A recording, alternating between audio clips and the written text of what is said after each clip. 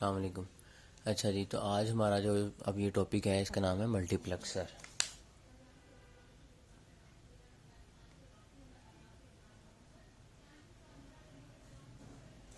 Multiplexer इसको हम मक्स भी कहते हैं।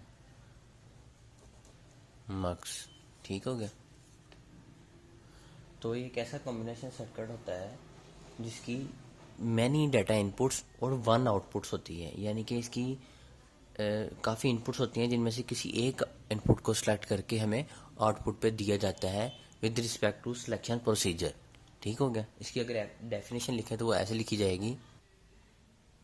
ठीक है जी, डेफिनेशन जैसे मैंने आपको बताया, it is a combinational circuit which have many data inputs and single outputs depending upon control और सिलेक्शन। यानी कि डिपेंडिंग अपॉन कंट्रोल और सिलेक्शन का मतलब यहाँ पे ये है कि जो सिस्टम से हम सिलेक्ट करवाएंगे ना उनमें से वो उसको सिलेक्ट करेगा, उस पर डिपेंडेंट करेगा, उसमें से उन सारे इनपुट्स में से वो सिलेक्शन करके जिसको हम कहेंगे वो हमें आउटपुट पे देगा। तो इसका हम अगर ट्रुथ टेबल बनाए तो इसमें भी इनपुट्स जो होती है ना वो 2⁻n के लिहाज से होती हैं। जैसे मैंने आपको पहले बताया था ना, 2⁻n के लिहाज से इनपुट्स होंगी, उसके अलावा नहीं होंगी। तो अगर हम इसकी अभी 2⁻n यानी कि 2 के लिहाज से बनाए टेबल तो 4 इनपुट्स वाला हम आपको अभी ये सर्किट ये ड्रा करते हैं मल्टीप्लेक्सर। तो सबसे पहले आती है जी ब्लॉक डायग्राम।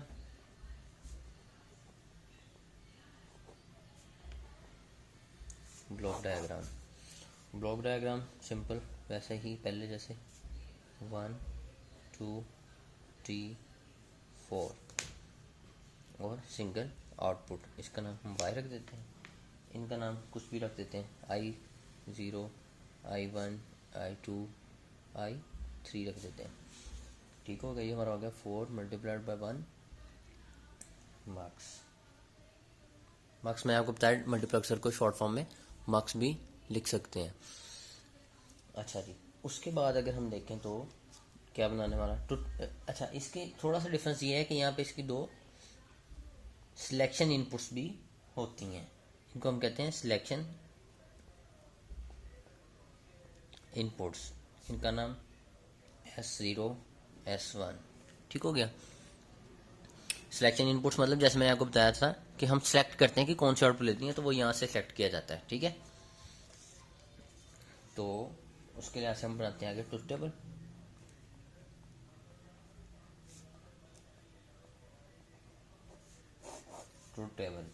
ठीक हो गया जी।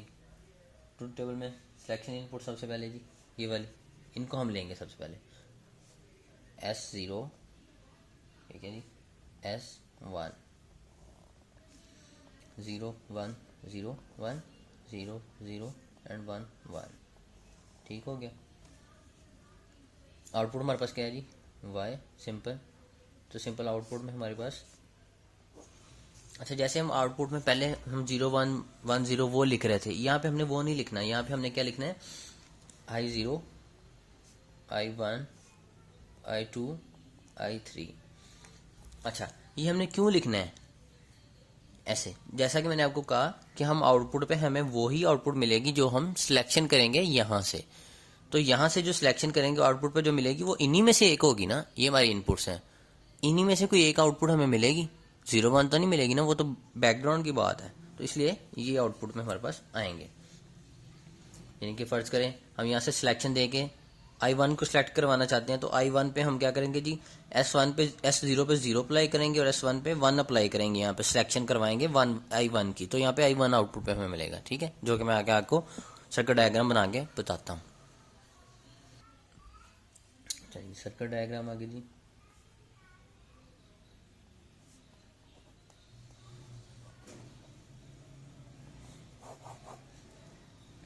सर्किट डायग्राम में हमने क्या करना है, सर्किट डायग्राम में हमने सबसे पहले ये 4 गेट्स बना लेने हैं।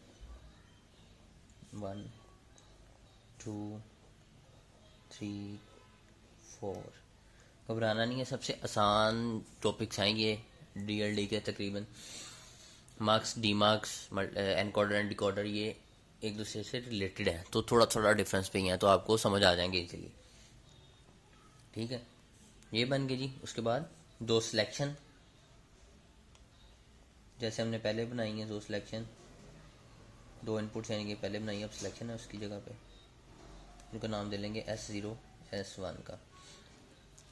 ये मैं आपको पहले बता चुका हूँ, जो जीरो वाली सप्लाई देनी है वो हमने नॉट गेट से, और जो दूसरी लेनी है वो वन, यहाँ से वन, क्योंकि यहाँ पे वन अप्लाई आ रहा है। अगर हमने जीरो लेना तो सारी बात है नॉट गेट के बाद ही जीरो होगा, वो उसको उलट देगा। ठीक हो गया। तो सबसे पहले एक डिफरेंस तो ये है, इसमें से हमने सबसे पहले ये एक एक इनपुट निकाल लेनी है, यानी कि ये एक ये हो गई, इसको I0 I1 I2 I3। अभी हमने क्यों निकाली है वो इसलिए क्योंकि सिलेक्शन तो हमने यहां से करनी है। ठीक है, सप्लाई तो इधर से ही देनी है ना, I1 I2 के कौन सी सप्लाई आ रही है कौन से गेट को। ठीक है, नाम I0 I1 I2 I3। ठीक हो गया। अब हम विद रिस्पेक्ट टू टेबल हम इसको अप्लाई करवाते हैं। अच्छा जी, टेबल में देखें, जब यहाँ पे I0 जो है, जो वो आउटपुट पे हमें मिला तो हमने सिलेक्शन कौन सी की थी, S0 को भी 0 दिया था, S1 को भी 0, तो 0 वाली ये है, तो हम इसको सीधा यहाँ पे, ठीक हो गया। उसके बाद जब हमने I1 को सिलेक्ट करवाया तो हमने क्या किया जी, S0 को 0 दिया, S0 को 0 वाली लाइन ये यहीं से कंबाइन करवा सकते हैं हम, है ना, ऐसे। और S1 को 1 सिलेक्ट करवाया था, 1 ये वाली लाइन, तो ये 1 हम यहाँ से ला के ये सिलेक्ट करवा दिया। ठीक हो गया। फिर हम जब हमने आउटपुट पे I2 को लिया था, I2 को, तब हमने क्या किया था, S0 को 1 करवाया था, S0 को 1 करवाया, ये 1 वाली लाइन, और S1 को 0 करवाया, तो 0 यहाँ से लेके हम इसको यहीं से कंबाइन करके इधर दे देते हैं। ठीक हो गया। उसके बाद लास्ट में जब हमने I3 को सिलेक्ट करवाया था तो हमने दोनों सिलेक्शन को हाई करवाया था, इनके दोनों को 1 1 दिया था, तो 1 1 ले लेते हैं हम इधर से। पहले हम 1 यहाँ से, दूसरा यहाँ से। ठीक हो गया। देखिए आपने सर्किट डायग्राम में फिलहाल तक सिर्फ एक ही चीज डिफरेंट की है, वो है जी कि हमने ये I0 I1 I2 और I3 को लैदा दिया है सप्लाई के लिए। अब ये हमारे पास कितनी आउटपुट आ गई, 1 2 3 4, लेकिन हमें मिलनी कौन सी चाहिए, सिर्फ सिंगल आउटपुट, एक आउटपुट। तो हम क्या करेंगे, इसके आगे एक और गेट लगा देंगे और इन सबको इसमें इनपुट के तौर पे दे देंगे। ठीक हो गया, और एक आउटपुट पे आ जाएगा हमारे पास। ठीक हो गया जी। और ये पे आउटपुट हमारे पास Y, जो भी हमें चाहिए होगी। ठीक है, सिंपल। ये हमारा था मल्टीप्लेक्सर। ठीक है जी।